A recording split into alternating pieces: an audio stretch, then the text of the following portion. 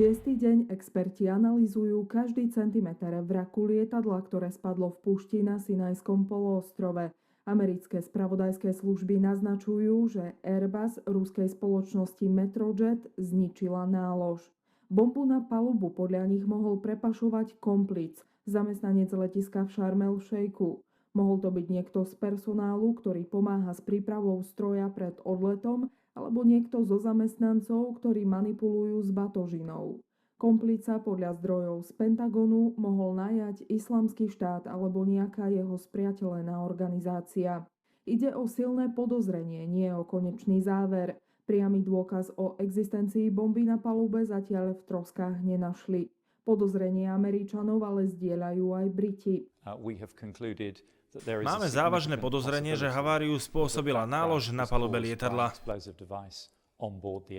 Británia odstavila všetky lietadlá, ktoré im z tohto letiska odlietajú. Predstavitelia tajných služieb nepovedali, či dôkazy, na základe ktorých vyriekli podozrenie o bombe, pochádzajú z analýzy vraku alebo z analýzy čiernych skriniek, ktorá sa ešte neskončila.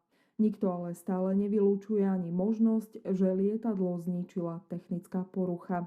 Explóziu naznačujú zábery z amerických satelitov, ktoré v čase tragédie zachytili záblesk, ktorý mohol spôsobiť len buď katastrofálny výbuch palivovej nádrže alebo bomba. O fatálnych zraneniach, ktoré mohla spôsobiť explózia, hovoria aj ruskí patológovia, zvlášť u pasažierov zo zadnej časti lietadla. Podozrenia na bombu posúvajú tragédiu do úplne nových rozmerov.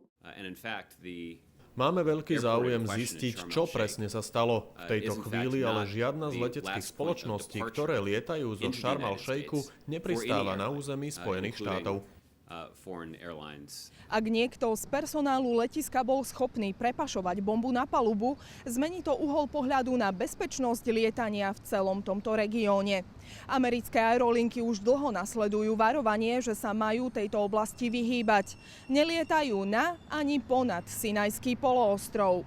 Ak na palube naozaj vybuchla bomba, nájdu sa na vraku stopy po výbušnine, prípadne fragmenty časového spínača. Nikto nič také zatiaľ doteraz nenašiel. Podozrenie ale narastá. Pre RTVS Alena Taranová, Washington.